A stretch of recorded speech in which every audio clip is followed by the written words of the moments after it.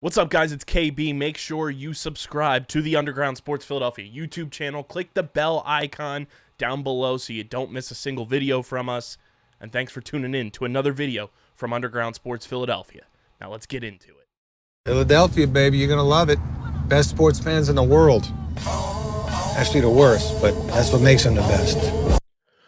What is going on, everybody? Welcome into episode number 738 of Underground Sports Philadelphia, presented by the city of Vineland. It's your boy KB coming at you from Underground Studios and joining me as he does each and every Thursday episode of the program via Bloomington, Indiana, but not for long. The one and only HK Harrison Krementz. First of all, congrats on the new job, brother. Thank you. I'm very excited, and I'm coming home. I'm coming back to Marlton. Gonna be 20 minutes out of Philadelphia once again, which is great because I'm gonna be back right around the city I love, and I'll get to go to Phillies games, Eagles games, and be around to do live pods and all that fun stuff. But I'm gonna miss Bloomington. This is a great 6-7 years I've been out here. Hell, and wouldn't change anything. I was just thinking of this too because you'll be home now. Mhm. You know what you might be around for pending your real life schedule? Oh. You might be around June 13th and 14th, Philadelphia Water Dogs homecoming weekend, where we will be doing a live podcast at Villanova University. Oh, let me double check that because that might be during the time my brother's graduation is going on. He might. Emphasis on might. I might. Yeah, I'm gonna. That's a shame. That's the week I'm gonna be in Oregon for my. That's a real shame. Oh no! Oh no! Yeah, just tell your brother to be a big dumb dipshit and just tank the rest of the semester, and then we can push graduation to the fall. Oh yeah, if I could, I would, but I think we already got travel plans set. You know, we. Whoops. That's hilarious. But yes, what does that mean? That means Harrison and I can do podcasts in person now. What does that mean? That means Harrison and I can go to Phil's games this season together. What does that mean? That just means our content's gonna get enhanced. Let's fucking go, bro. Catch us out in E-Lot before Phil's and Eagles games. Gonna be doing the most. Plus we have a content intern this summer. So we're going to be doing a whole bunch of stuff, and it's very, very fun. We'll have more on the content intern announcement in the month of May. But yeah, golf, yes. Bunch of golf. Maybe a little Six Flags. People are whispering. Saying. People are whispering Six Flags. Six Flags, if you're listening, we're whispering to you. Let's do a live show. And let us on those roller coasters. I want to ride some roller coasters. Right in front of Skull Mountain. Let us do the live show. The most underground thing ever at Six Flags. Let us ride El Toro like 15 times. Oh my god, I would be a fiend. Yeah. Give us them fast passes. Let us cut to the front of the line and just making my way downtown, running fast. Passes fast, and I'm home.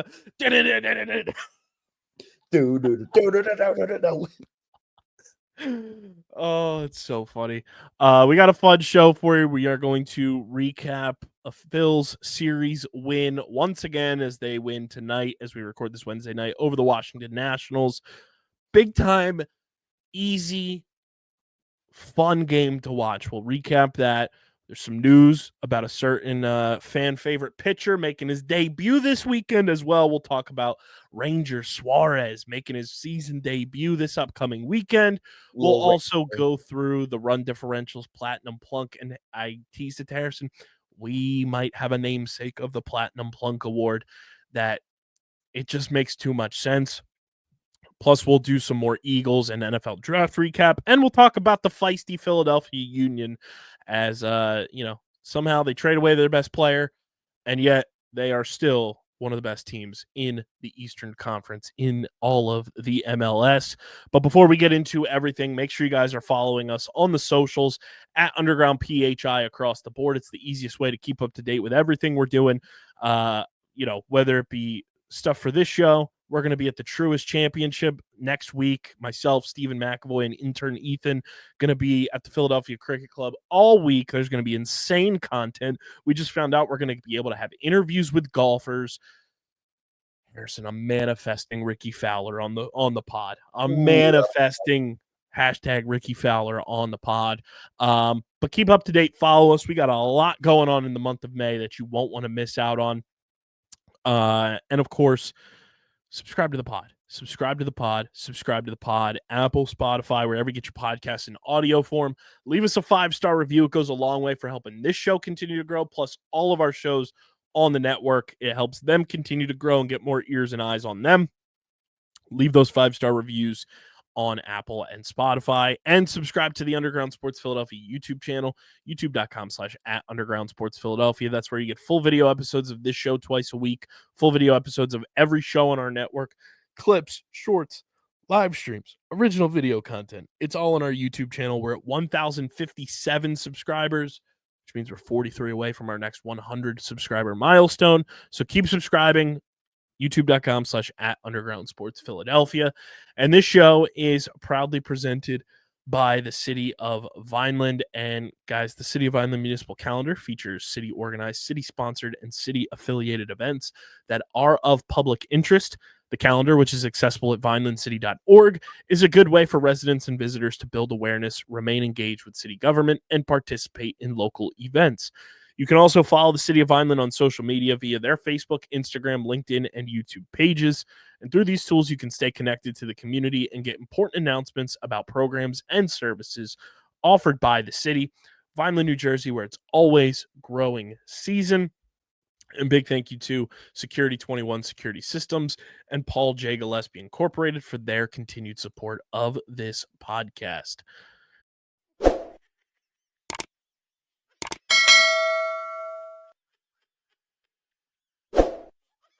At the Vineland Municipal Utilities, we understand that when our business community thrives, we all win.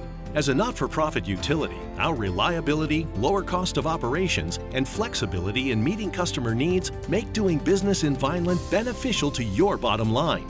What's more, we are able to do so while maintaining our commitment to environmental stewardship. We look forward to helping you achieve your business goals now and for years to come. Vineland, New Jersey, where it's always growing season.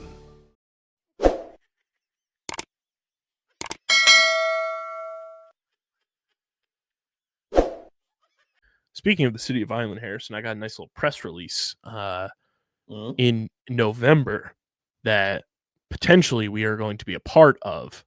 So it's even more clutch that you're coming home. City of Vineland's getting a convention center. Oh, that's huge. Downtown Vineland. It is going to be a beaut. I'm excited. Oh, yeah. And we may be doing live pods on location during said opening. We pitched it. We're waiting on confirmation. So let's manifest that, podcast peeps, because it would be a ton of fun. But November, football season at a convention center for the Birds. Yeah. Machi. Sign me For the Birds. Up. Let's go. Also sign me up for a Phillies series win. Yes. They did it. They did it. They did the damn thing. They still have one more game on Thursday, which is nice. A nice little Thursday night game. We're going to get the Powder Blue Thursday night. Powder Blues, Thursdays. Powder Blue Thursday night game. That's always fun. But the Phillies win in dramatic fashion on Monday. Or no, dramatic fashion on Tuesday. See, I'm all screwed up because they had off on Monday. Dramatic fashion on Tuesday.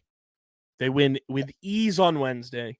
And I got to say, I'm going to start this off here. I know it's only a month into the season. But holy shit, were we right about Bryson Stott bouncing back this year. Yes, we were. He's off to a heater of a start. The man is hitting well. he's reading the bases well, and he's playing great defense. The awareness to take home on the pass pitch to win the game, what, 2 days ago now? By the time everyone's listening to this, Yesterday. Well, yesterday, 2 days ago when this is the pod's out. But the awareness to pick up on that and make that run, huge. Huge. Like, for reference, I had Bryson Stott as our team MVP this year in our preseason predictions. You had him as the comeback player of the year, and you might have that locked in. Yeah. But right now, Bryson is slashing 292, 373, 438 with an 810 OPS. Wow. The dude is dialed in at the plate. And like, it was weird. And I talked about this on Monday's episode. Like, on Sunday Night Baseball, they showed that since they've made the switch of Kyle Schwarber and Bryson Stott as the leadoff hitter, and I guess it kind of makes sense when you like dissect it a little more, because typically Schwarber was hitting home runs as the leadoff guy, so your slugging and your on-base percentage is a little bit higher metrics-wise. But the Phillies team OPS was down like 100-plus points since making the switch. And I'm like, I guess that makes sense because Bryson's not necessarily hitting leadoff home runs, so the slugging percentage isn't as high for the leadoff spot that it would be. But ever since Bryson has moved to the leadoff spot, he looks unbelievable. Like, that needs to be where he hits. He looks so comfortable. He's taking pitches again like it's 2023 all over. And looking at his stats right now, dude, like 2023, easily his best season as a Philly, full season, not including this year. In 2023, he finished the regular season, he hit 280, had an on-base percentage of 329, and a slugging percentage of 419, OPS of 747. Right now, he is averaging career highs in all of those categories with a 292 batting average, 373 on-base percentage, a 438 slug, and an 810 OPS. God damn. Like, Bryson Stott is on fire. Like, the home runs aren't necessarily there, but Bryson's never really been a home run hitter. His career high is 15, and that was in 2023. He's got 2 so far this year, but he's got 14 RBI. The most he's ever had in a season is 62. And if you average that out, throughout the course of the season now, you still have May, June, July, August, September. That's 5 months now, right? May, June, July, August, September. Yeah. So 5 more months, you multiply 14 by 5. Bryson Stott's on pace for 70 RBI, which would be a new career high. Like, that's huge. I think he can get there this season. The way he's been hitting, he certainly can. He's got 6 stolen bases already, which is right on pace with, what he's been averaging over the past couple of seasons. And I am just so thrilled with how he looks because he's setting the table now for these at-bats for guys. And Schwarber hitting behind Harper is now massive protection for him. And that's really, shown results big time. But let's start with Tuesday's game because it was nuts, to say the least. Phillies go up 2-0 early. Kyle Schwarber hits a home run in this game. Rojas hits a home run in this game as well in the 3rd inning. And then it's 3-0 for the first 5 innings. Nationals get one back in the 6th. Nationals get one back in the 7th. Phillies score 2 more in the 8th. And then Orion Kerkering comes in and gives up a 3-run home run that gives the Nationals the lead. And it's 6-5 going into the bottom of the 9th. And then when pitches get wild, you don't want to get too wild, but they got pretty wild. And Alec Boehm's got to be thanking his lucky stars that ball got past Keibert Ruiz and he was safe because he was out by a country mile. And then Bryson Stott has the intuition to go. Luckily, his hand is okay because his hand did get stomped on as he slid into home. Could have been bad. Loved his quote after the game and said, there was no structural damage or anything. And he said, it's my left hand. It doesn't matter anyway. Yeah. Oh no, he won't be able to throw with the left hand that he already doesn't throw with. Oh no. Like, he He's just so awesome right now. And, you know, you look at this game, Trey Turner had one of his best games of the season, goes 4 for 4. Wendy's mode, scores 2 runs in this game. Bryce Harper goes 1 for 4. Schwarber hits the home run, obviously. Bohm goes 1 for 4, which was huge. You know, and the whole sequence too, like Bryson Stott pinch hits for Edmundo Sosa in this game, draws a walk as a pinch hitter, steals second, then comes around to score the game-winning run. Mm-hmm. That was just an unbelievable sequence from Bryson Stott in this one. Wheeler pitched really well again, gave up the home run, but 6 2/3, 5 hits, 2 earned runs, only 1 walk, 7 strikeouts. Alvarado was unbelievable. Comes in, bases loaded, nobody out, gets out of it. And on top of that, I don't know if you've seen the viral sensation, Harrison. The kid who was doing his wind up with him. The young lad. Amazing. Who, shout out to Alex Coffey and Lachlan March from The Inquirer. They found young lad. Oh, they did? They found young lad. And Good. his name is, I want to get it here. Come on, let me read the No, don't make me. No, come on. Paywall. His name is Princeton. His name is Princeton Prince Bailey. He's 12 years old. Last night, Tuesday night, was his first Phillies game of his life. That makes it so much better too. He was working on his form all game, and he also does it at home during Phillies games too, according to his grandpa. He lives with his grandparents because his mom works double jobs and is never really around. So he lives with his grandparents. He does the same thing whenever a game's on. Quote in the article says every time a game's on, he's in that mode. Apparently, his grandfather took him to an Eagles game in December, and he was doing the same thing, imitating Jalen Hurts throwing the football. He's got low level, like tier autism, but he was dialed in, and Jose Alvarado saw the viral clip after the game, and he wants to invite him out to Citizens Bank Park. And he said, I can't wait to see this kid here. Dude, we're talking a future first-round draft pick, I think. He's going to be the future closer of the Fightin' Phils. Prince. Yes, he is. I said Prince is now a Philly king. Yeah. The Fresh Prince of Bel-Air. Like, another quote, it says, he's an introvert, but once he watches sports, that side comes out. He was dialed.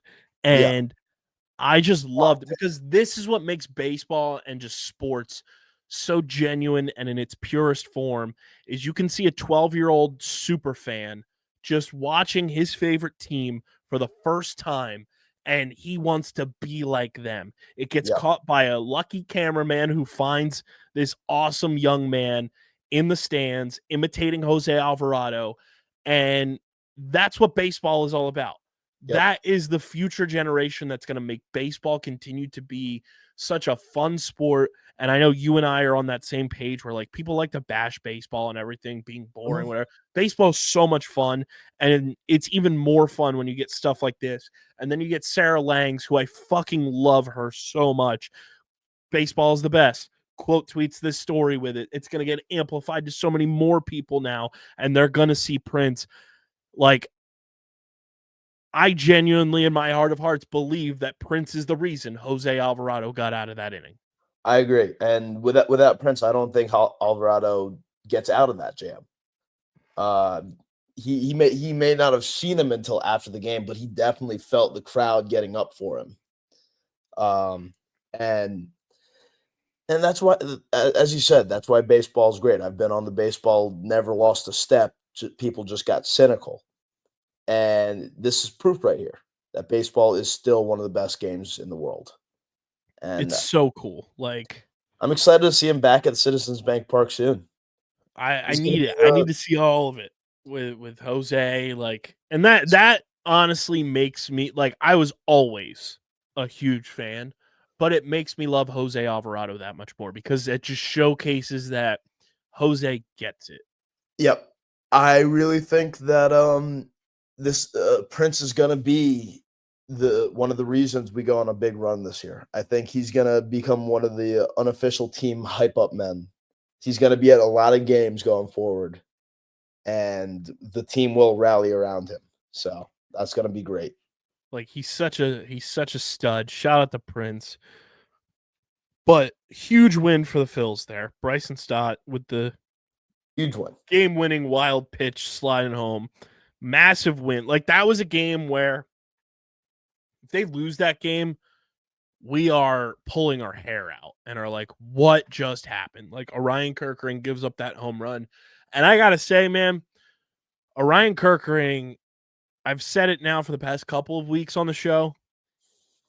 He's got to find a way to develop a third pitch because and I think it's on Topper now too. Like you can't bring Kerkering in late game now.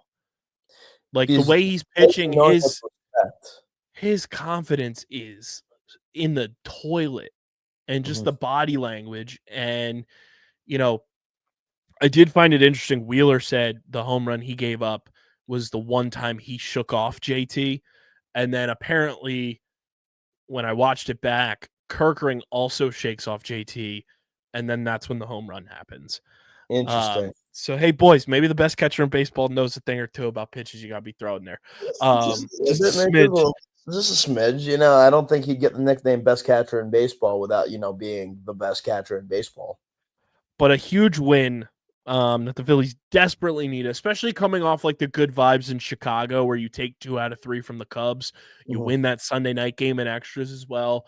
Like this was a much needed win to win at home where you have been far superior than you have been on the road. So to get that win was huge. And then you come into tonight's game as we record on Wednesday night, 7-2 victory for the boys. Christopher Sanchez pitches tonight, 5 innings, only 2 earned runs, 3 walks, a little shaky there, but Sanchez coming off the outing where he left his previous outing early because of the forearm, stiffness or, weird feeling in his forearm. Luckily, he's okay. Still had 6 strikeouts, gave up 5 hits, pitched relatively well. Jose Ruiz came in, had a big-time inning in a third, got 2 strikeouts. Tanner Banks had what might have been his best outing in a Phillies uniform, pitched an inning and 2/3, 4 strikeouts, no hits, no earned runs, no walks. Carlos Hernandez closes it out with a clean inning as well. Bryson Stott, 2 for 5 in this game, scores a run, drives in a run. Trey Turner walks, scores a run in this game. Bryce Harper goes 1 for 3, scores a run, also draws a walk in this game. Schwarber, another home run tonight, his 9th of the season. A 3-run shot, absolute nuke shot. He also walks. Nick Castellanos goes 1 for 4 with an RBI. JT goes 2 for 4 with a home run of his own late in the game. Max Kepler, who I was told was the Whit Merrifield of 2025, I thought he was just a guy. No, my boy goes fucking crank shot, hits another home run. He goes 1 for 4 with the dinger. Edmundo Sosa goes 0 for 4. Rojas goes 2 for 4. Just a smooth sailing win. And we haven't had many of those to start the year. No, it was a nice, comfortable win for the Phils. They score sporadically throughout the game. They score 3 in the first, 4th, 5th, and 6th. They add on 1-1-1. 8th inning, JT gets that insurance run. Fantastic win for the boys. 10 hits, 7 runs. As beautiful of a game as you could ask for, quite frankly. Yep, and we needed something like that because as fun as that win was yesterday, we needed to be like sure of ourselves. You needed a Zen mode win. Exactly, and we got that tonight, and that's going to go a long way towards ensuring us having a good next couple of weeks. Yeah, and I mean that was a huge one. You've won back-to-back series now after getting swept by the Mets. And you needed that. You needed to beat an inferior team. Like the Nationals have very talented players. Don't get me wrong. CJ Abrams, James Wood, Mackenzie Gore. They have talent on that roster. But the Phillies are the far superior team. The Nationals are going to be good, I'd say, probably in the next 2 to 3 years. But right now, the latter end of 2 to 3 years too. I think it's going to be later rather than it's going to be sooner. because they have the hitters. It's just the pitching outside of Mackenzie Gore that they have to really figure out, and that includes their bullpen. But great win for the Phils, another series win before a big-time tough opponent comes in this weekend in the Diamondbacks. But we heard Rob Thompson after the game making his return to the rotation, making his season debut on Sunday, the Mother's Day game, Mother's Appreciation Day on Sunday, will be the one, the only, Ranger Suarez and his beautiful frosted tips. Let's go. Thankfully. So it'll be Luzardo on Friday, Nola on Saturday, Ranger on Sunday. That's huge. Huge for the I don't know. I didn't see anything else related to the rotation, what it means for Taiwan, what it means for just like switching up the rotation per se. I'm going to see if I can find anything on that, but Ranger Suarez making his season debut on Sunday. That's huge. Against the Diamondbacks. That's very huge. Honestly, if it affects the lineup at all, I would move Taiwan to relief because at least we'd know he'd be good at relief. It is one of those things, too, that it's like, do you move him to being a reliever? Do you move him to the rotation and it's a 6-man rotation? Because it is on the record that once Andrew Painter comes up in the second half of the season, the Phillies are going to go to a 6-man rotation.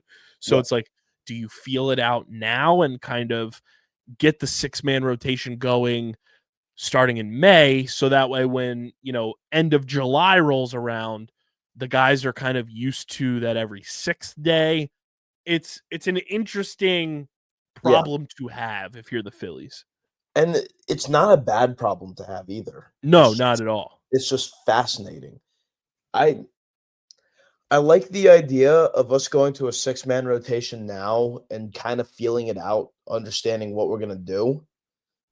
But I also want to see Taiwan stay in that area and get his confidence up, and maybe he'll bolster the relief, because the relief is where we need the most help. Yeah, we definitely need the most help there, especially from the right side. It's one of those things that I'm very curious how it's all going to go down. We'll see. Also, I have breaking news for you, Harrison, in the wrestling world. Liv Morgan lands a role in Bad Lieutenant Tokyo. I have no idea what that is, but good for Liv.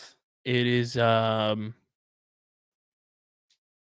she's taking time away from the WWE to film the movie.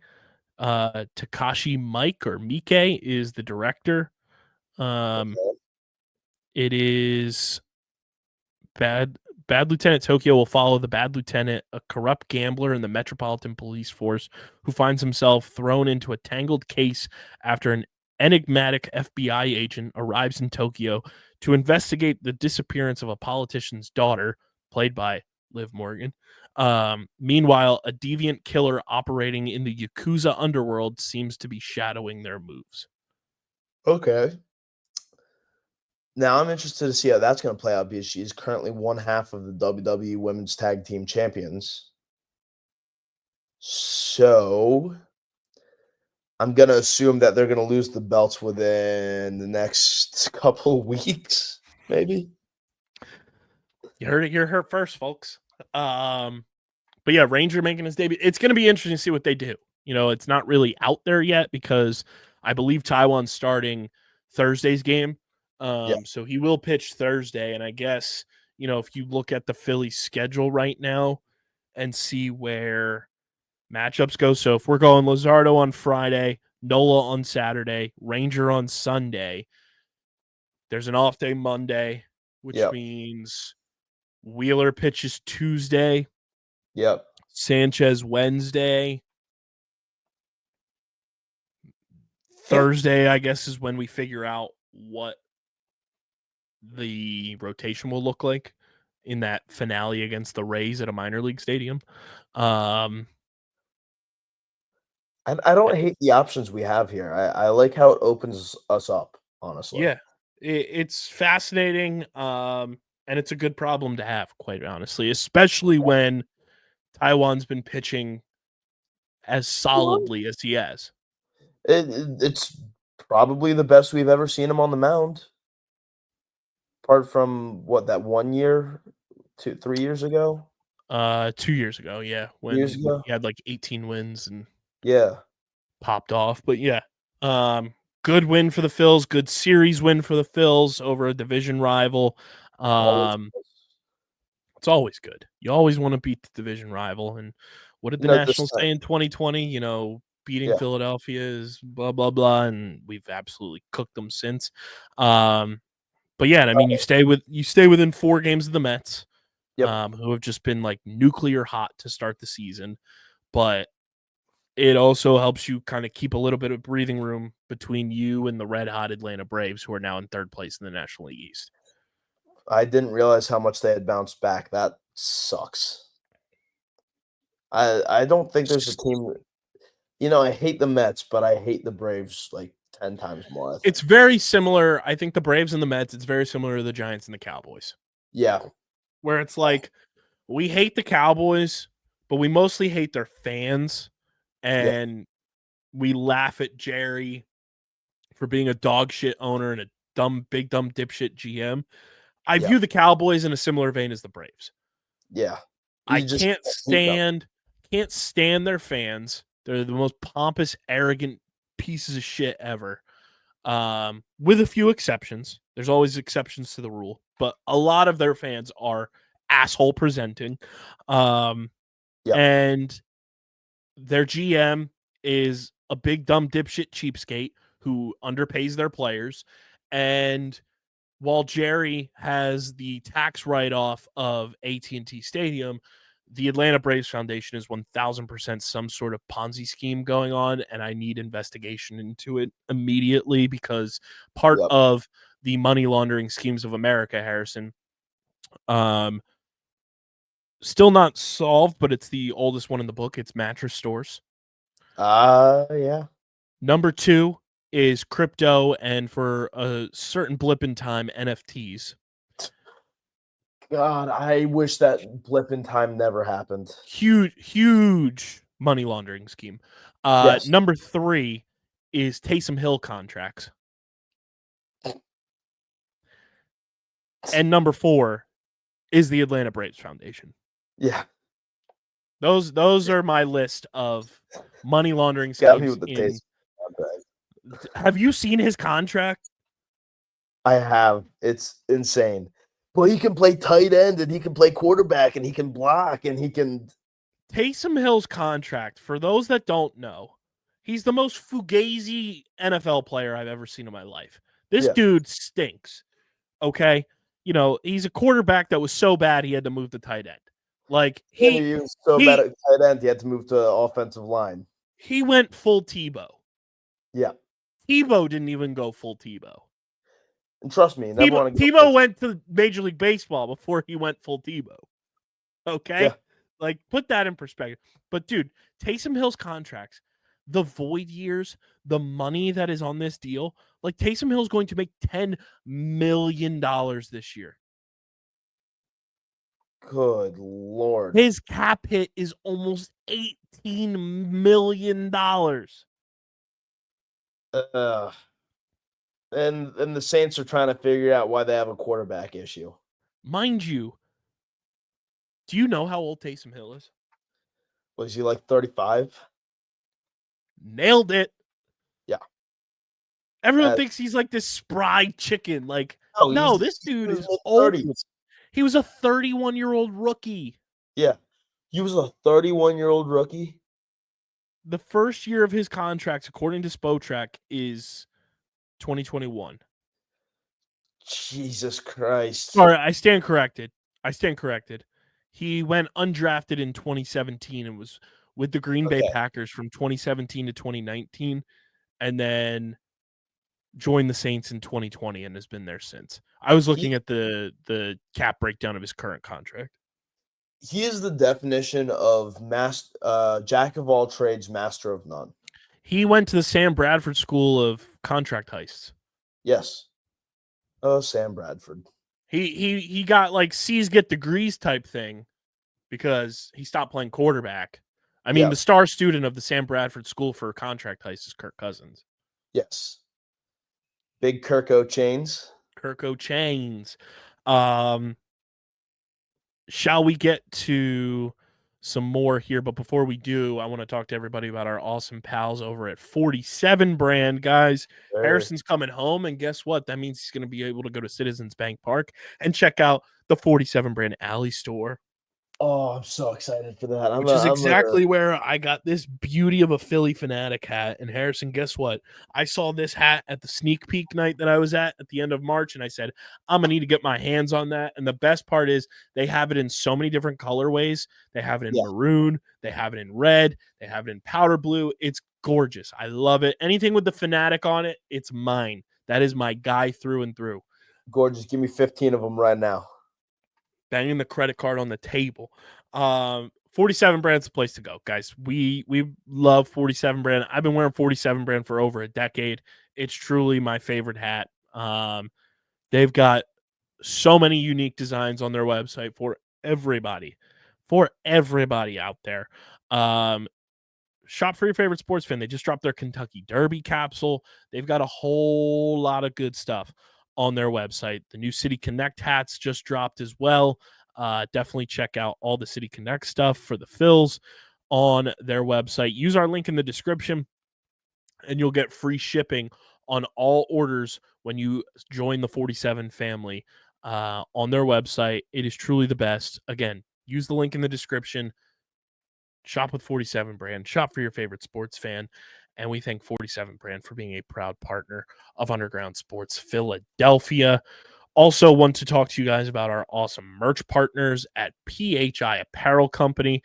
Guys, there's no better way for you to stand out in the crowd, whether you're going to Citizens Bank Park, hanging out with your friends at the bar, kicking it with the fam in the backyard, those summertime campfires, and you got the Phils on the backyard TV. Ooh. Nothing can beat it. Look your best with PHI Apparel Company. Shop all of their unique designs so you stand out in the crowd, whether it be the Phillies, the Eagles, the Flyers, the Sixers, the Union, or official Underground Sports Philadelphia podcast merch available on their website as well. Use the link in the description or go to phiapparel.co and use code UNDERGROUND at checkout to get 10% off your next merch order. Again, that's code UNDERGROUND for 10% off at phiapparel.co, and stand out in the crowd with the official merch partner of Underground Sports Philadelphia. All right, Harrison, it is our favorite game on this podcast. It is the NL East and Major League Baseball run differential rundown. If you're new to the program, I ask Harrison the run differentials across the NL East. He attempts to guess them. I do give him one clue each team in the division, whether it's their runs scored or runs against. Here we go, everyone. We start with the first place, 21-9 New York Mets. They're 8-2 in their last 10. Harrison, would you like their runs scored or runs against? Take their runs scored. They've scored 145 runs, which is the most in the division. Okay, if I remember correctly, they were like plus 30-something last time. So I'm going to say plus 31. They are plus 55. Jesus Christ. They've only surrendered 90 runs, which is the fewest in the division. But they're at a plus 55. Then we move to the 17-13 Philadelphia Phillies in second place, just 4 games back of the Mets. Would you like their runs scored or runs against? Give me the runs against. 132 is the runs against, which is the third middle of the pack. It's the third most, third fewest in the division, however way you splice it. Give me a plus 11. They're at a plus 6. Oh, I was thinking plus 6 too. Damn it. Plus 6. Fun fact. Phillies are 11-4 at home. They're 6-9 away. Ooh. That's gotta be better on the road, boys. But home field advantage, certainly a thing at Citizens Bank Park. Yes. We go to the third place, 14-16 Atlanta Braves. They're 7-3 in their last 10. Would you like their runs scored or runs against? Give me the runs scored. They've scored 127 runs, which is the fewest in the division. Now they started off the season very poorly, so they had to give up a lot too. So I'm gonna say -7. They're at a +1. Wow. Okay. +1. They surrendered 126. They've scored 127. Then we go to the 13 and 18 Washington Nationals. They've sort of kind of been like good, but not. They are 4 and 6 in their last 10. Would you like their runs scored or runs against? Give me the runs scored. They've scored 131 runs. I'm gonna say that they are -7. They are a -33. Jesus Christ. They have given up 164 runs to their 131 scored. Good Lord. Okay. And then we go to the 12 and 18 last place Miami Marlins. They're 4 and 6 in their last 10, have lost 5 straight. Would you like their runs scored or runs against? Give me the runs scored. They've scored 135 runs. Say they're -37. They are a -51. They have given up 186 runs. Nice. That's a great way to play some ball. Yeah, pretty bad. Looking around the rest of the National League, Pretty bad. the Chicago Cubs have scored the most runs in the National League, and I believe in all of baseball. Yes, 184 runs. They have a +47 run differential. The Cincinnati Reds have a +29 run differential. Now, I do have to put a little disclaimer out there. There are currently games still going on as we're recording this, so these run differentials are just in the moment as we sit here at 10:25 p.m. on Wednesday night. The Milwaukee Brewers are 15 and 15, but they have a +22 run differential now. They've really dug themselves out of the torpedo bat conundrum that they faced early in the year. The St. Louis Cardinals, who the Phillies will see relatively soon, they have a +10 run differential, and then the Pittsburgh Pirates have a -33 run differential. Excuse me. Also, if you want to laugh, Harrison. Yeah. But always just laugh. The Braves lost to the Rockies today. Beautiful. For the Rockies' 5th win of the year. Beautiful. The Dodgers have a +35 run differential. They're the top of the NL West again. The Padres have a +28 run differential. The Giants have a +23 run differential. And the Arizona Diamondbacks, who will be coming to Philadelphia this weekend, are 15 and 14 and have a +7 run differential. They are 3 and 7 in their last 10. Could be a prime opportunity for the Phils to get some more dubs. But then we go to the 5 and 25 Colorado Rockies in the basement of the NL West.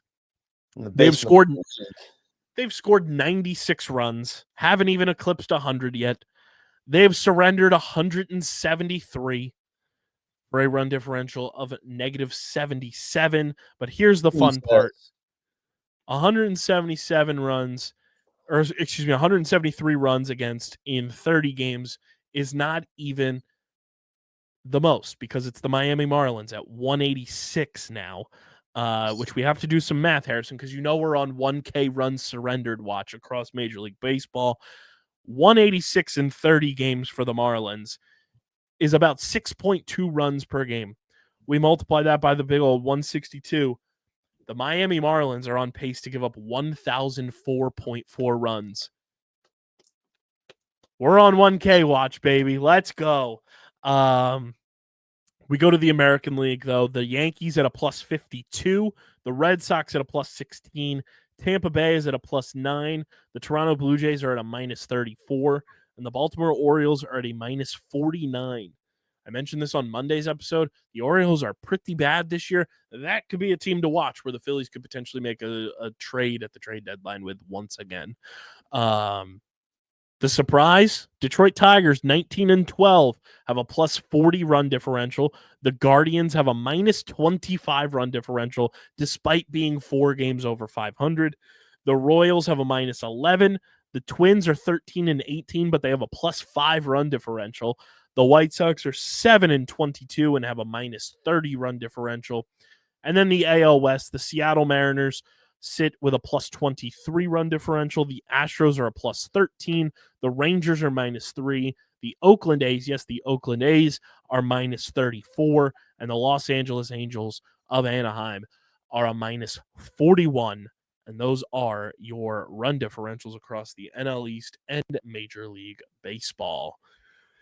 Which brings us to everybody's true favorite segment, and that is the hit by pitch category, which if you're new to the program, we found a way to track the most obscure stat in all of Major League Baseball, and that is the Platinum Plunk Award to track the hit by pitch category. Now, Harrison, I teased to you that we may have a namesake for the Platinum Plunk Award as we hit the end of April. We will now have the opportunity tomorrow, once all these games are finished, I'll go to the old baseball reference page and see who's leading, and we'll give out our first monthly awards for the Platinum Plunk. But I believe we have a namesake for this award now. And I know we mentioned it's the Chase Utley Platinum Plunk, but Harrison, I was doing some digging. Okay, I was curious. And while searching through Baseball Reference, I found a shortstop and first baseman who stood 5 feet 8 inches tall, weighed in at 165 pounds, was born on April 2nd, 1869 in Pittston, Pennsylvania. He passed away February 1st, 1928 at the age of 58 and 305 days in Scranton, the Electric City, Pennsylvania, and he is buried at St. Catherine's Cemetery in Moscow, Pennsylvania.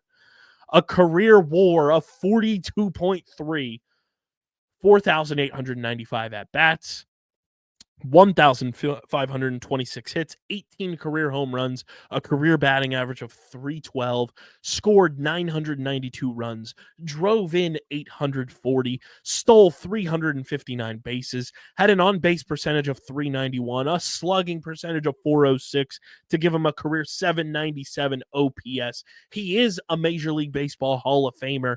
And Harrison, I present to you Mr. Huey Jennings. Huey Jennings. Okay, now everyone at home, if you listen to Monday's episode, you'll understand why.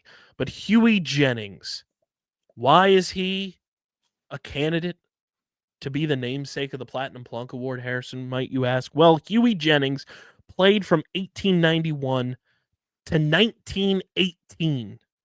Damn. Skipped out on a couple years because of the war, but played at the ripe age his final season, played in one game at the age of 49 for the Detroit Tigers. Damn. He did play for our beloved Philadelphia Phillies in 1901 and 1902, his age 32 and 33 seasons. Yep. But you're probably wondering, everyone at home, why is he a Platinum Plunk Award namesake candidate? Well, Huey Jennings, Harrison, he not only holds the National League record, but he holds the single-season Major League Baseball record for hit by pitches in a season. Yeah, I'm looking at it right now. 51 times in a season. 51 hit by pitches in the year of our Lord, 1896. Good Lord. 1897, he was hit by another 46 pitches. Good. And guess what? He doubled down 46 more in 1898.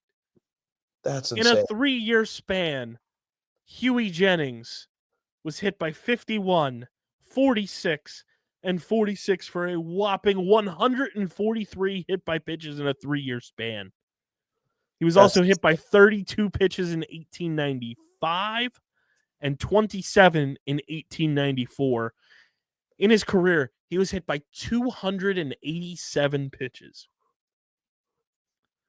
But my man holds the record in Major League Baseball for the most hit by pitches in a single season by a large margin. I think because he also played for the Phillies for 2 years, in which he was hit by a cumulative 23 pitches in those 2 seasons, he is a Major League Baseball Hall of Famer. I think it has to be the Huey Jennings Platinum Plunk Award. Yeah. Until further notice. I agree. That'd be great. What an absolute legend. Yeah. 51 times my guy was taking one for the team. 51 times. Is 50 oh my crazy God. town. That's crazy. So yes, Crazy. the Platinum Plunk will be named after Phillies legend Huey Jennings, who also played for the Baltimore Orioles, the Detroit Tigers, and the Louisville Colonels in his career. What a legend Huey Jennings is. Salute. I mean, he's electric. He passed away in Scranton, the Electric City. Electric City. But if you're new to the program, we look through the hit by pitch category where we take a look and see the team, the player, and the Phillies player who has been hit by the most pitches throughout a season. We started tracking it last year.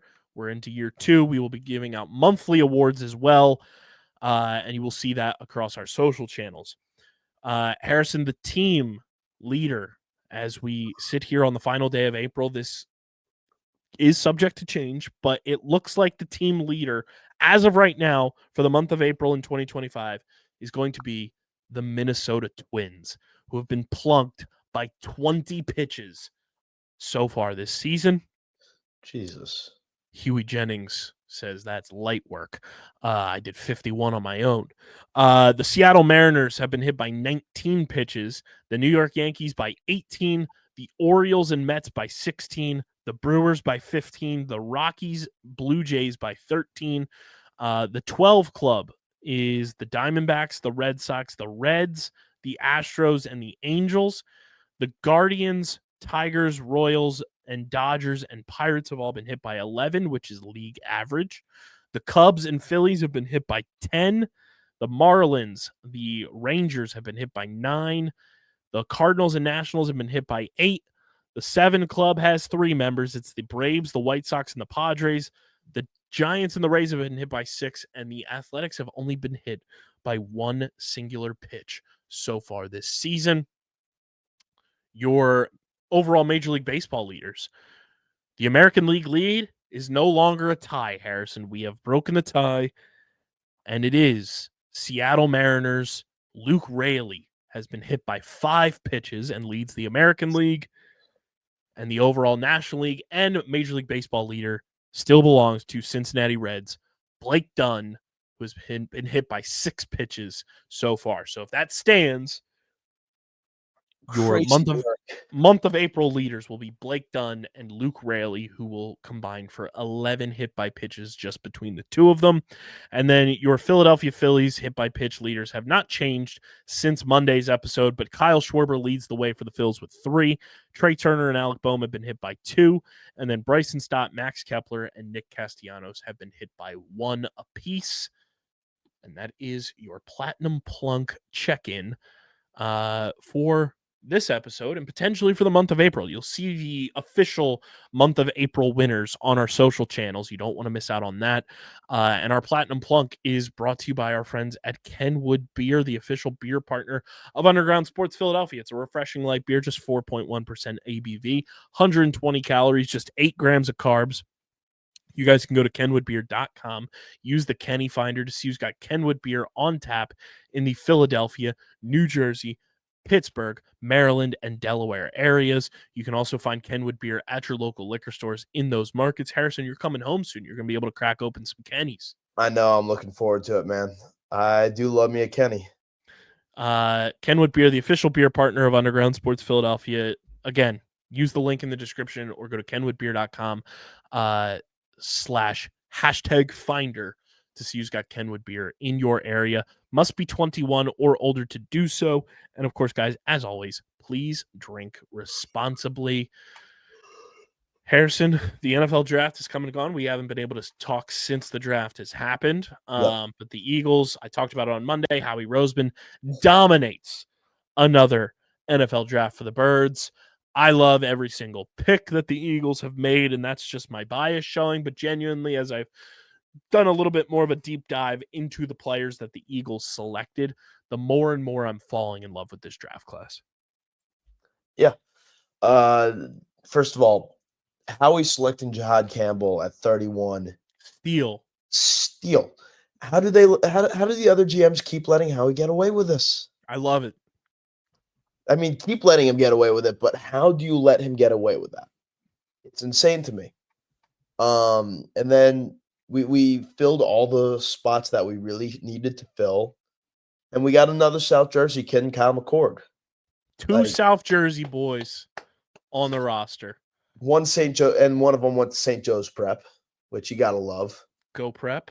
That's how he said he's obligated to take a prep kid every single year. I love that. Shout out to Zoe. Yeah, Jihad Campbell, also South Jersey. Yeah, which is amazing. These guys are going to be ready to fight and die for the birds, especially Jihad, because I don't know how much field time Kyle McCord is going to be seeing in year one, considering we got QB1 ready to go. QB Factory go bird. QB Factory go birds. Bang. But Jihad Campbell should make an instant impact, and I'm ready to see how he plays because, man, his entry onto the stage had me fired up. I was so happy for him. And I don't know if you saw the video. The Eagles did like 24 hours with him after the draft and everything. Did you see the clip of when he was talking to one of the Eagles, like head scouts or some, I forget what his title is, so I apologize. But he said he was at an Alabama practice in like October and he met Jihad there, and Jihad told him, "Take me home with you." And he said, "That's not how this works. You'll have to wait." And he's like, "Man, am I happy to see you." Yeah, that's awesome. It took a while, but Jihad did come home. I love it. Of the 10 draft picks, this feels like one of the biggest draft classes the Eagles have had in recent memory too, because Howie was wheeling and dealing. Of the draft picks here, and I'll say exclude Jihad Campbell because you and I both love the pick, and I will give credit to you as well. Jihad Campbell was on your target list on last week's episode, so nailed it. Outside of Jihad Campbell, because that's an obvious like slam dunk pick. Like, we love that we were able to get him, and the only reason I didn't say he was one of my like top guys is because I didn't think he was going to be available at 32 and then eventually 31 when Howie traded up. Of the other picks, who's your favorite or favorites? Ooh, I'm gonna have to take another look at our draft class real quick. Just because so I have the picks right here. I can read them off to you if you want. Yeah. So obviously Jihad Campbell is round 1. Round 2 was Drew Makuba, safety from Texas. I love that pick. I think he's going to come in and really help our secondary after we've lost a bunch of people. His excitement level when his name got called, I fell in love with him instantly. And then just watching the highlights of him play, and I watched a couple Texas games late in the year and then their playoff game. That dude's a dog. And his pro comp is CJ Gardner-Johnson. Yeah, this feels like another CJ GJ, and I think he's also going to be one of those instant impact guys. So he's up there for me. I like Ty Robinson a lot out of Nebraska. Did you see his nickname? What's his nickname? His nickname is Vanilla Gorilla. And apparently it's not even 100 men are going to be able to stop Ty Robinson. But no, I think he's going to be great. I wish we had just taken a different defensive tackle, though. This is nothing against Ty because I think he's going to be awesome. This is all just me as a Hoosier. His 2 picks later, CJ West went to the Niners. And I'm going to be a big Ty Robinson fan. I can already tell because you got to love a big defensive tackle known as the Vanilla Gorilla. But CJ West was right there, too. And I'm going to be a little salty about that, but Ty Robinson is going to be a great pickup. Everyone also said, because I don't know if you saw Ty Robinson, his freshman year was like the COVID year. And when football shut down, he enrolled or enlisted, whatever term you want to use, in 19 credit hours. And he was a pre-med student. So he'll be able to surgically take down offensive lines. He said he wants to work in pediatrics when his NFL career is over. And everyone said before the Vanilla Gorilla nickname dropped, everyone said we should refer to him as Dr. Psycho. From the Waterboy? I was like, I love that. The Dr. Psycho can powerbomb you. My man was doing 19 credit hours, and then football came back and was a dog. Like, Yeah, what a he's gonna be beast. incredible. He's gonna be incredible. And then I like Smale Munden a lot too. He was on my wish list because Yeah. whenever we would do mock drafts, either on the show or I would do them, just in my leisure, I always made it a point to draft him because he was like the missing piece of the Georgia Bulldogs defense infinity gauntlet for this team. Yep. And he was always at worst a 4th round pick in the mock drafts I would do. So when I saw we didn't have another 4th round pick, I was like, oh, we're not going to get my guy. Like, that sucks. And then he's in the 5th round, and then I see the thing on the TV broadcast pop up. The pick is in, and then it cuts to Smell Munden, and I was like, no fucking way. That's my guy. That's my guy. I was so excited. I was so excited. And then just for the vibes, I like Kyle McCord. Just for the vibes. I think you are going to join me. The more and more I learn about Mac McWilliams, the more and more, by the way, this guy is going to be a demon on the field. The fact that Fran Duffy said his favorite pick for the Eagles was Mac McWilliams makes me that much more excited about how talented he is because Fran Duffy knows ball. This dude just looks like an enforcer. And wait, his older brother is Fish McWilliams? I'm so pumped. Dude. Like, Fish just McWilliams was like the best college football name for a year. That makes me even more excited to see him in Philly. He's a demon. Drew Kendall, I'm very excited about. His dad, NFL 1st round pick as well, so it's a legacy pick.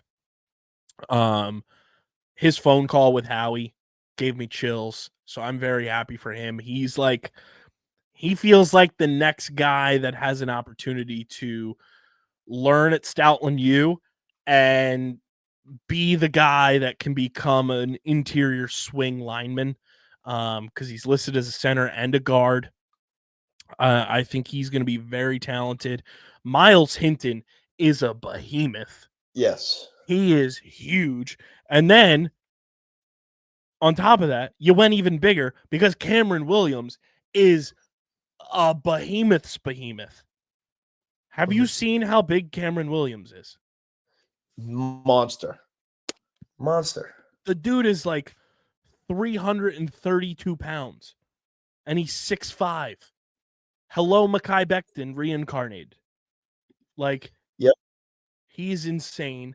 And then I genuinely think Antoine Powell-Ryland might be one of the steals of the draft. Yep.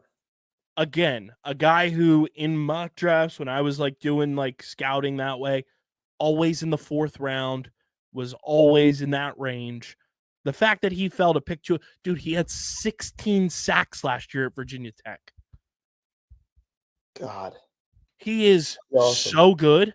And the fact that Howie got him at pick 209 is insane value. And I genuinely think all 10 of these guys have a legit chance to make the roster this year. Yes. I could see that.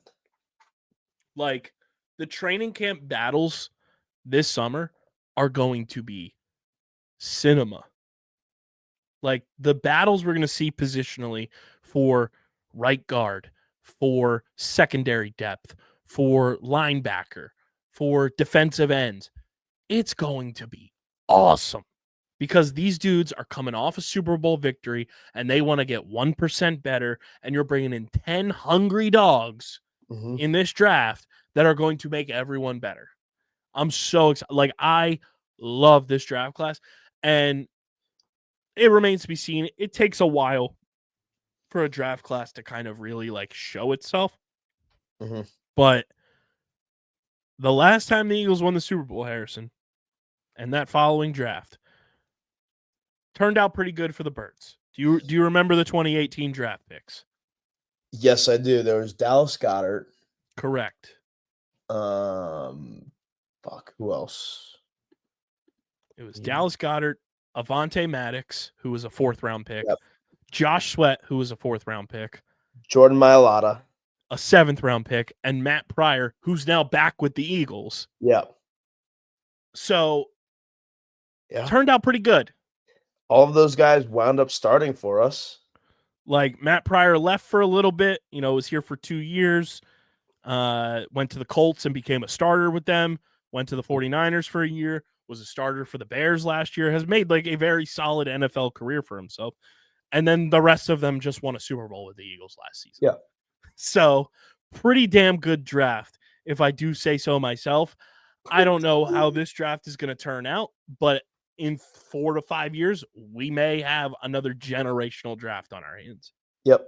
And it's going to be great. I love how we drafted. Genuinely love it. Incredible, to say the least. What did you make of the draft overall and how things kind of played themselves out? Obviously, the hot topic in the streets is Shedeur. But overall, what were your thoughts on the draft and the takeaways from where guys went and who got value and everything? Because it was a draft that was not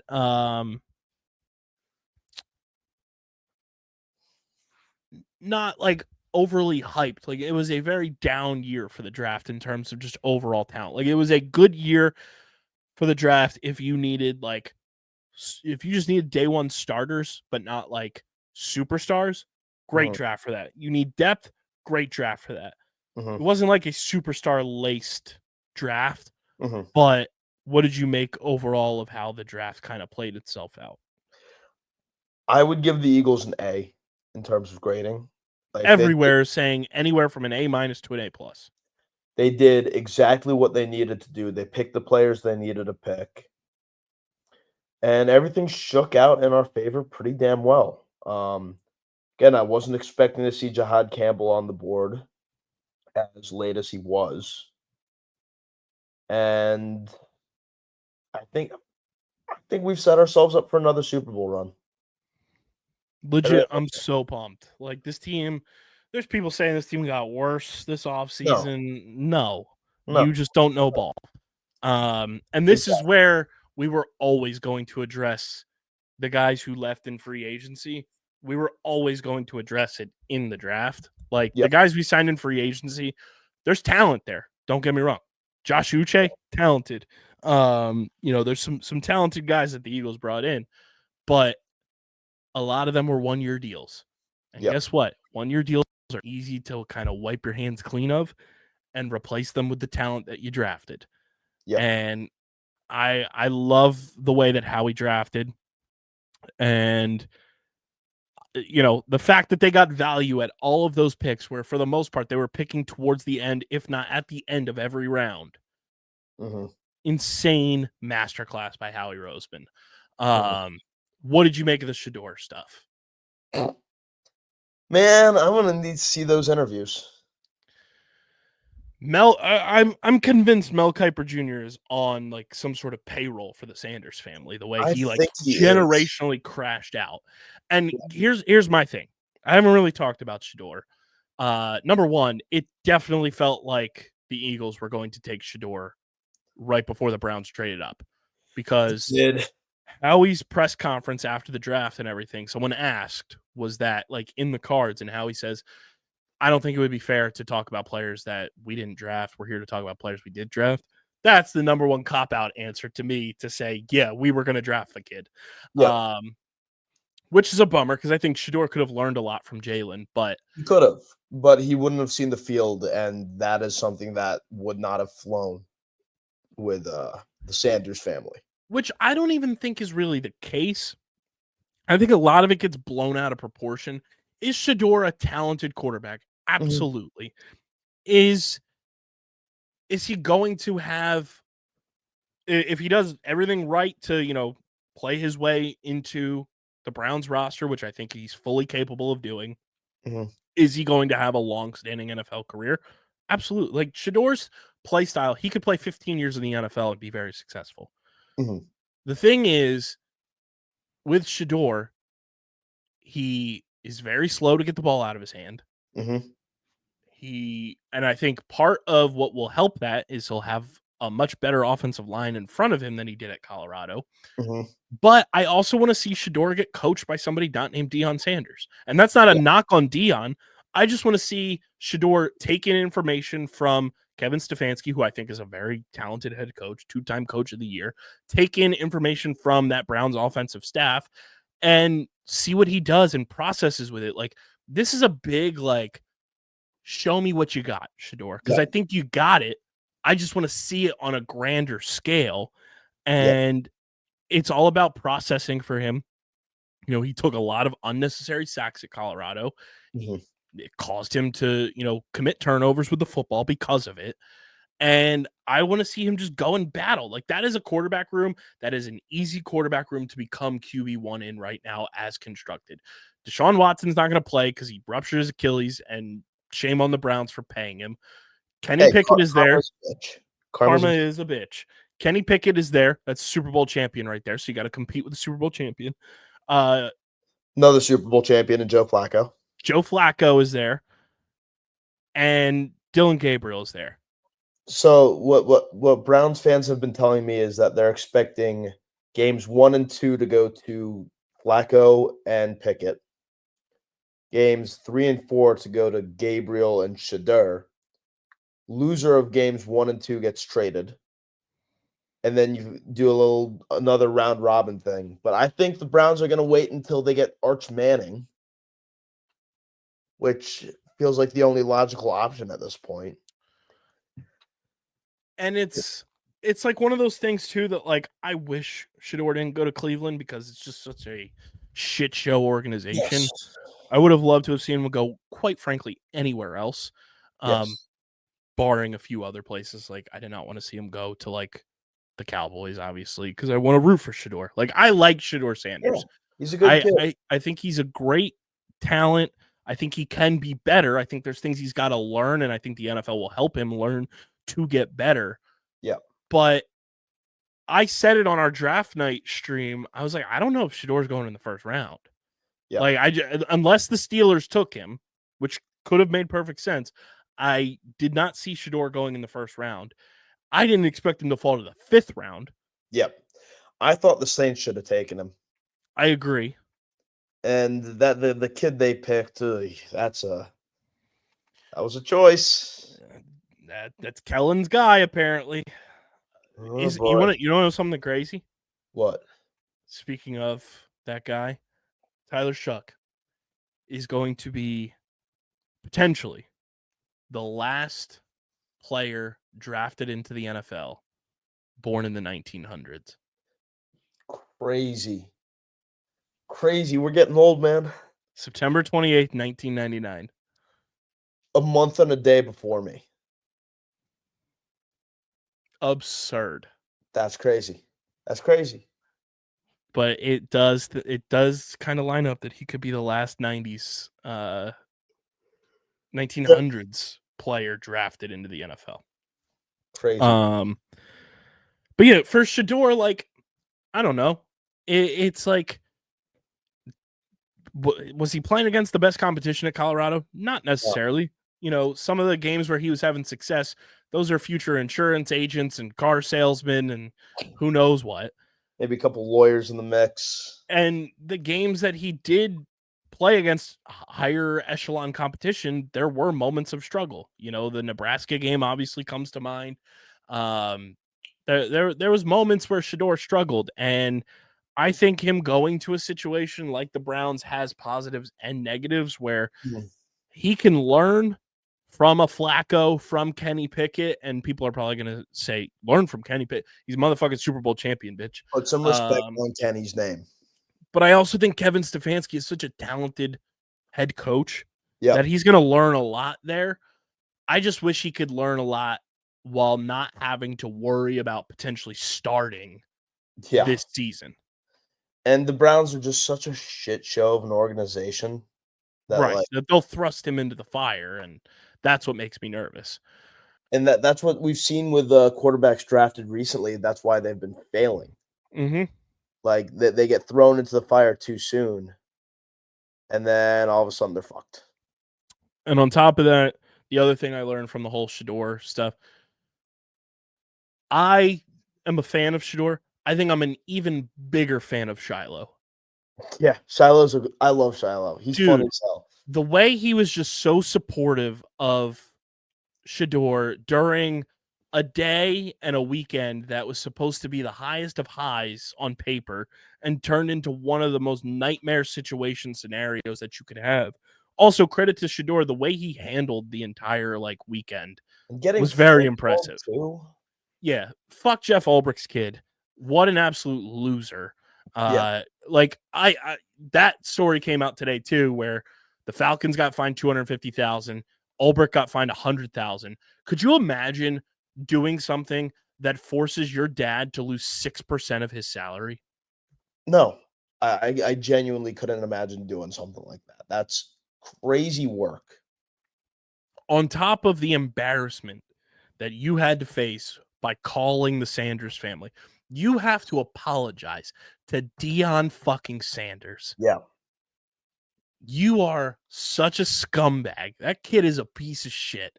And I don't want to see all these people saying, oh, he's a good kid. No, he's a fucking rat and deserves the public scrutiny and should, actions have consequences. And he's a piece of shit, that kid.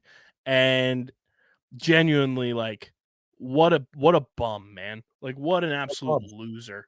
But shout out to Shiloh. I hope he has so much success as well, because the way he was just there for Shador, the energy he had, whenever videos were put out and everything. I think he may be the first player ever to learn that he was signed as a UDFA or drafted on a Twitch live stream. Yeah. Crazy. Crazy. But yeah, the draft is crazy. Also, the draft showcased to me one thing that is really awesome. And I know and I talked about this a little bit on Monday, I know we give Roger Goodell a lot of shit as a commissioner and everything. What Roger Goodell did during the draft on day 3, where is he at?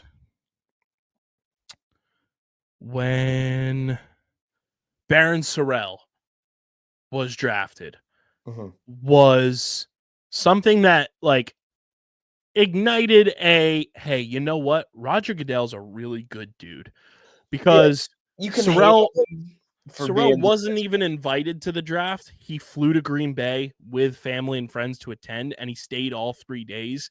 And then the Packers pick him in the 4th round. He got announced by Roger Goodell, walked out on stage, got to go in the crowd with Packers fans. Packers staff didn't know he was in attendance when they sent the pick in. What Roger Goodell did for Baron Sorrell is something that no matter what way his NFL career goes, and I think he's going to be very talented in the NFL, don't get me wrong, but no matter the way his career goes, he's going to remember that moment for the rest of his life.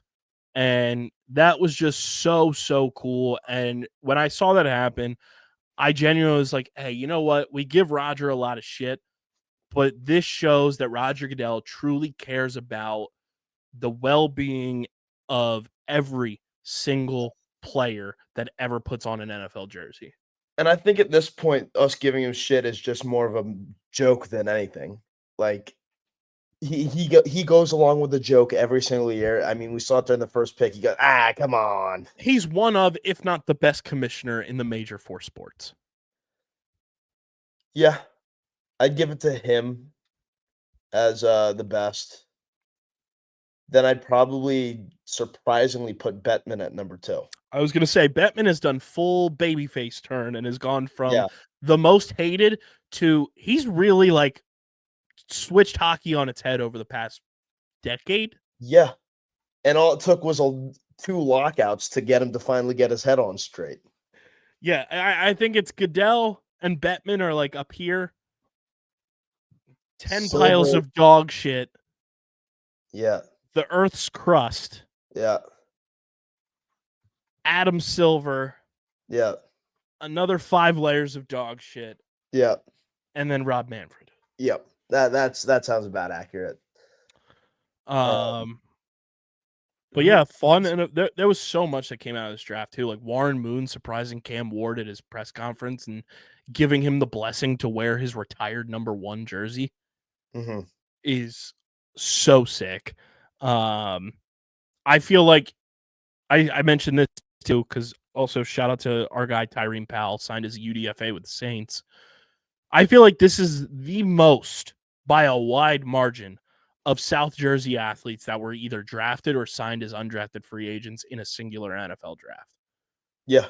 The amount of South Jersey athletes that I saw continue, like, dude, the Jacksonville Jaguars running back room could be headlined by 2 South Jersey guys in 2025. Bashul Tutton and LaQuint Allen could be RB1 and 2 for the Jaguars. It's crazy. Like I know they have Etienne, but like he hasn't really like blown the doors off to like say, hey, this is my job. Like those 2 could come in and be RB1 and RB2 for the Jags next year, and it's a South Jersey battery in that running back room. I'm excited to see what the NFL landscape looks like next year. It's going to be just insane. This draft was great, and there's so much going forward now that we get to look forward to. Plus, we had an all-time instantly deleted tweet from Mr. Irrelevant. Oh? So Mr. Irrelevant this year was drafted to the New England Patriots. Defensive back Kobe Minor. Yep. The Patriots tweeted a graphic, and the caption was A minor.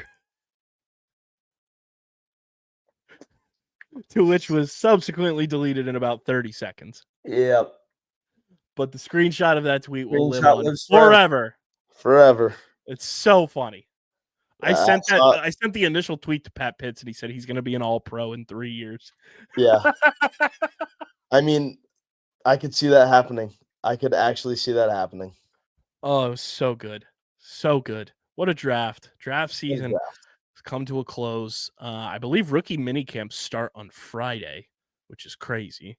And then before we know it, it'll be another NFL season ramping up. But why? What? Huh? What is? Huh? What is? Huh? Someone? What? Hold on. Did the Clippers win? I have for context, everyone. I have not been paying attention to the NBA at all this season. It's just not been fun. Someone just posted like a picture of Ben Simmons and Joel Embiid with the Larry O'Brien trophy. Weird. Okay. I'm so confused. Sorry about that. What is going on? But yeah, the draft was great, and you know it's going to be great, Harrison. Myself, Stevie Mac, and intern Ethan will be at the Truist Championship at the Philadelphia Cricket Club next week. And you know what I'm going to be rocking? I'm going to be rocking our friends at Devereux Golf. I just ordered my polo. It is one of the sickest polos I think I've ever purchased in my life. It is like Johnny Tsunami catching a giant wave across the entire polo. I'm going to be rocking Devereux all week at the Truist Championship. Rory McIlroy going to be in the building. Ricky Fowler going to be in the building. It's going to be electric. I'm so pumped. And it's going to be a wild time. Devereux is going to be powering a ton of our content at the Truist. You guys can shop Devereux as well. Use our link in the description. Shop everything at Devereux. Step up your golf game, Harrison. You're back in the swang of things with golf. You're gonna need to rock some Devereux. Use our link in the description and get 15% off your first order with code WELCOME15. That's code WELCOME15 when you shop with our friends at Devereux. Off your first purchase, you'll get 15% off with code WELCOME15. Shout out to Devereux for making golf much more fun for the casuals. The Union are good. Union are good. Still. Yep. It's crazy that you trade your best player quite frankly, and you still remain a top team in all of MLS.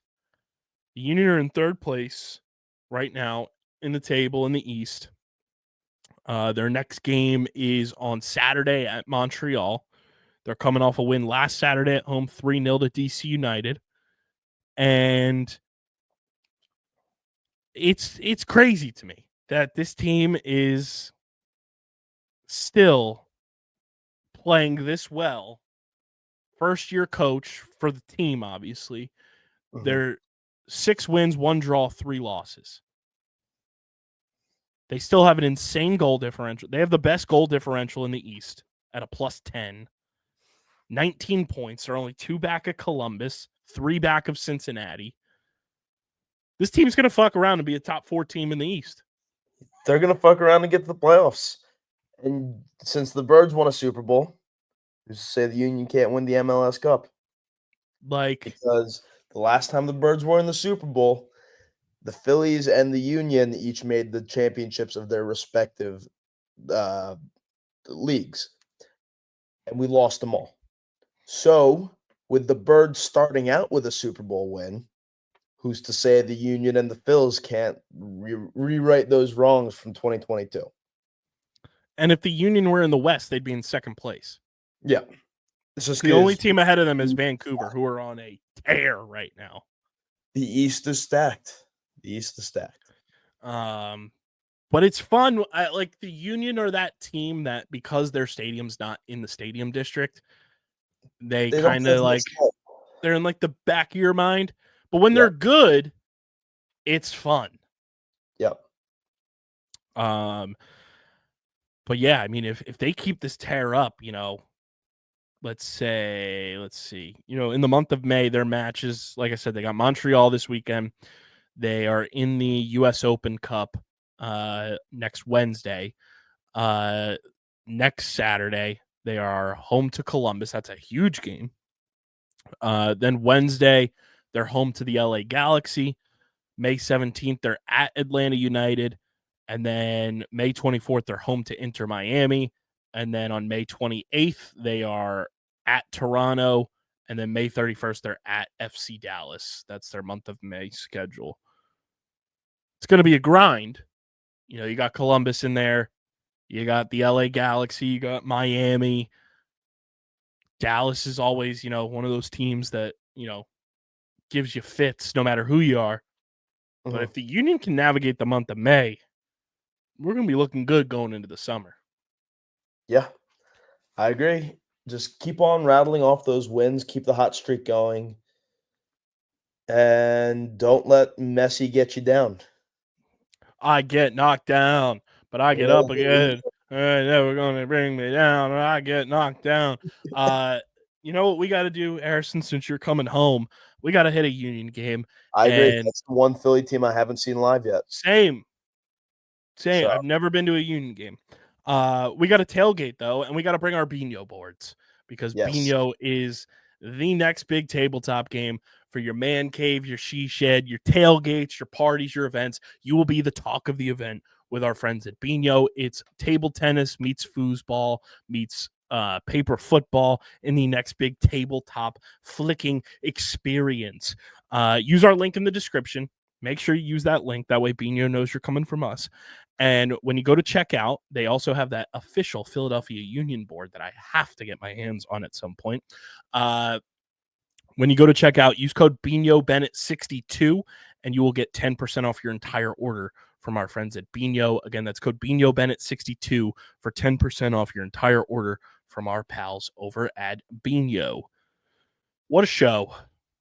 What a show we have. Yes, sir. Quite the show. Love recording this show each and every week, twice a week for the people. I'm pissing myself. I'm going to send you this tweet once we finish recording. It's a Bill Belichick and his girlfriend meme. It's from Game of Thrones too. Actually, let me send it to you now because I know you'll laugh. Make sure you guys are following us though on the socials at Underground PHI.